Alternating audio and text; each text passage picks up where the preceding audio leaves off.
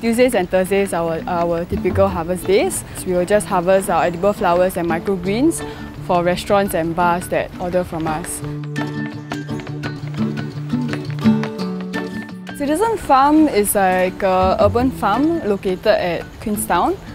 We chose Queenstown because it's like a kind of a central area, quite close to the city. We're trying to incorporate the urban farm and community together. It's an urban farming concept that we're trying to develop in Singapore because Singapore has a very big disconnect to food. 90% of our food comes from all over the world. We are spearheading this entire effort to understand what is the relationship between urban cities and food. We have roughly 20 to 30 different varieties of microgreens and garden edible flowers and herbs that we grow. We have things like the Mexican tarragon, our ulam raja, our snakeweed flowers. We have herbs as well, things like mint, lemon balm, we have basil also.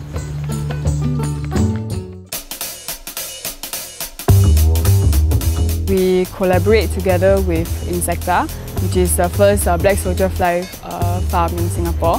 Okay, so first we'll collect soybean pulp and beer waste from around Singapore, and then Insecta will use their black soldier fly larvae to break down the stuff.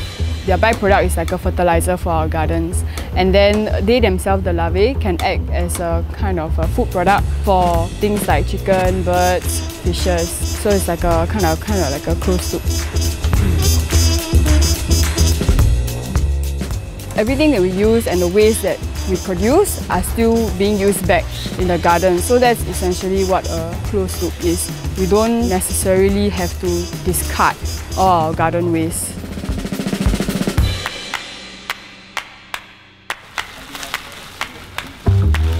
Sometimes volunteers can come down on Saturdays to do gardening together with us. Because how you learn is through experience. So I mean, if you come down and garden with us, then you'll learn some tips and tricks in the business. Dirt and soil is not something I'm comfortable with, so it was out of my comfort zone, but also something that deeply interests me because I want to learn how to be sustainable in a place whereby we are having so much food waste and so much chemically produced foods that is not necessarily healthy for us. It was quite dirty work, but I guess it would be rewarding after the compost is done after 2-3 weeks.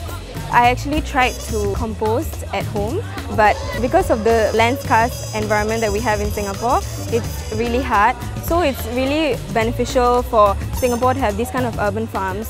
Well, I was just actually googling on the internet, and then I come across this urban farming. I tried to grow these the Propagate, trees. So it grows very well, and then after that it just dies off. So I really don't know why it just dies off. So that's why I thought that maybe coming these kind of sessions here and learn from the farmer here, it helps how to maintain the plants. Well, I think the best part is you see the thing actually growing, and then after that it becomes a full-grown tree, and the thing grows so well. So it's your labor that you put inside, and then you see that it's actually doing very well. So the satisfaction is there. Yeah, I just met 3 guys. 2 guys from the US, and then 1 girl who just came back from the States. So it's the first time also for them to come here. I think it's quite good, you meet people sociable also. I have met a lot of new people here, so I've made a couple of friends as well. They have the same interests as me, so that is really amazing. So it's a very mutually beneficial relationship. We get to learn from each other. The volunteers that come by, everyone's like, oh, I didn't know this can be eaten. Every volunteer that has come here, they all seem to me to have learned something. They seem to have a takeaway. Yeah, so it's quite nice. Because I started as a volunteer myself, coming here it just led me to realize that food production is something that is very tedious, that you're lucky enough to just enjoy the fruits of the labour.